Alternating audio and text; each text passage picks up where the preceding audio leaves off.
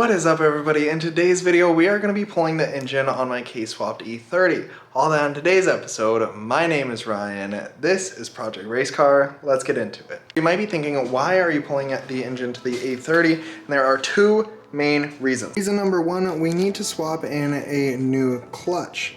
This is the Clutchmaster's FX400, and this will be able to handle, I think, upwards of 550 horsepower, which will be plenty enough for this E30.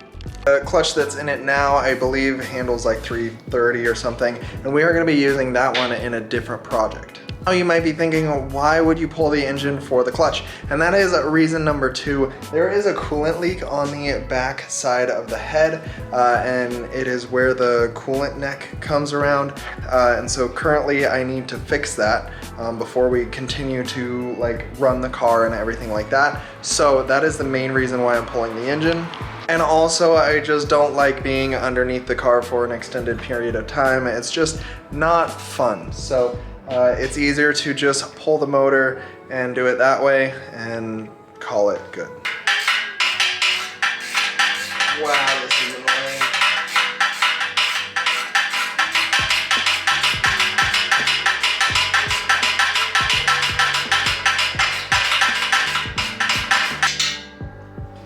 Wow.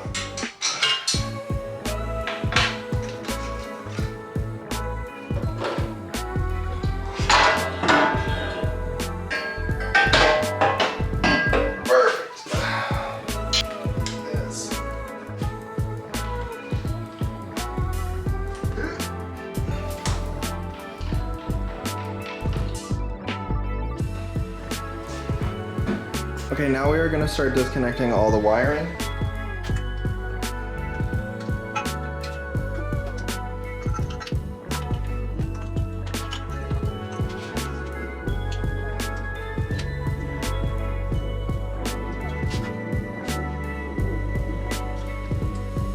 Okay, now unfortunately we have to get the intake manifold off, so we are going to struggle and get that off.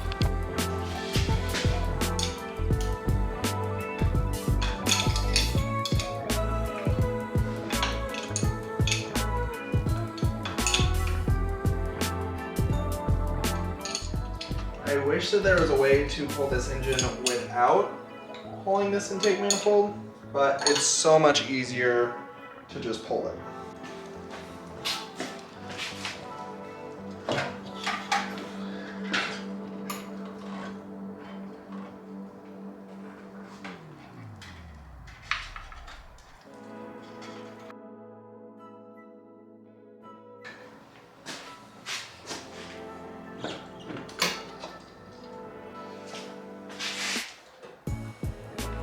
Oh wait.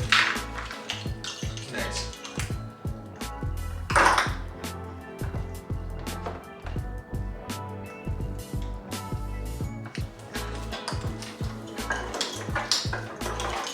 So after taking off the exhaust manifold and the intake manifold, all I needed to do was disconnect the drive shaft, pull out the slave cylinder, and then pull the engine, which you can see is right there behind me. Last night after work I decided to go ahead and pull the motor. I unfortunately didn't have the camera on me, but it only took 20 minutes, which wasn't too bad. And now that we have the engine out again, we can replace the clutch, fix the coolant leak on the back of this head. I believe that it's down here somewhere. So I'll need to pull off this upper coolant housing, and then the engine will be ready to go back in. But first I want to kind of clear up some stuff. There are a couple little screws sticking out in the transmission tunnel that I need to get, and also I want to grind down some of these. So I kind of want to readdress the engine bay and clean it up a little bit more now that I kind of know where everything sits and how everything fits in here.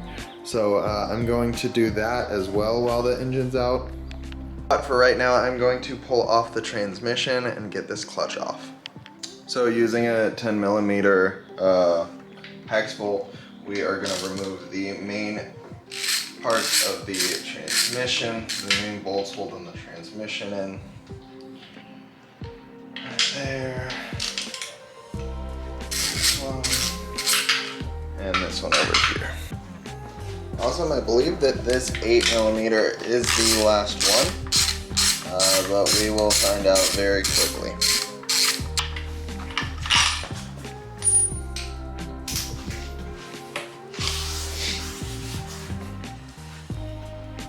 Nope, definitely not the last one. Honestly, that should be it.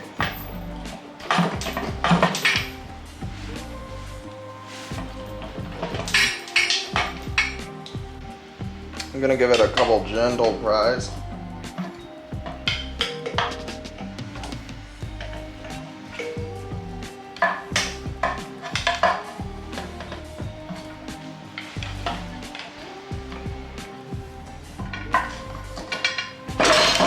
There we go.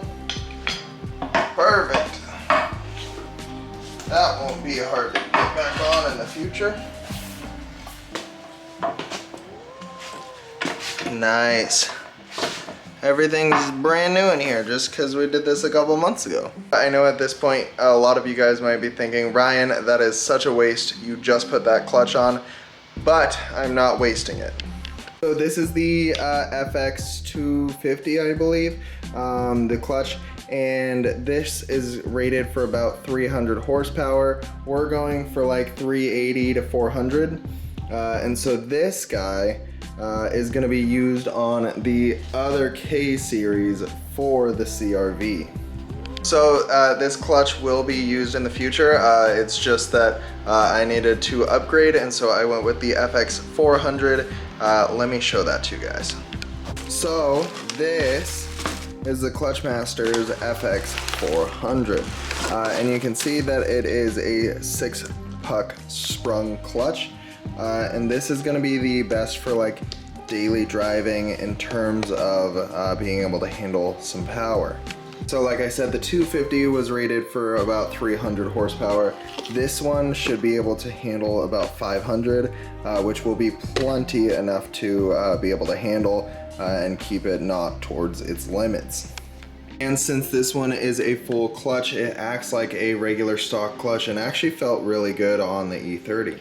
So that one will be perfect for when we actually throw it into the other K24 and put that one into the CRV. That way you can still daily drive it and it will be nice and a good clutch that still feels like stock.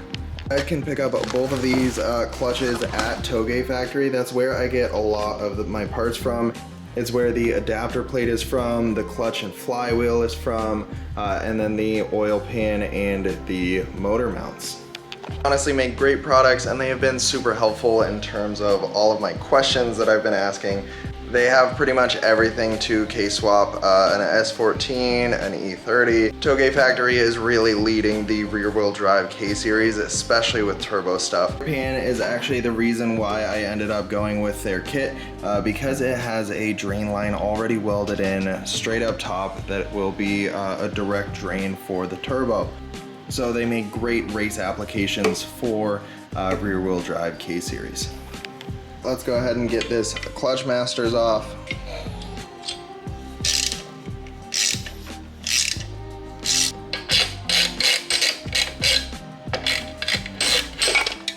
Perfect.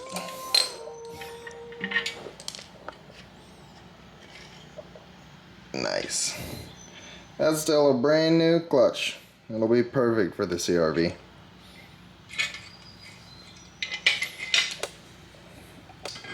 Barely driven on. In the next video, we'll be putting on the FX400 onto the E30 and also fixing that coolant leak.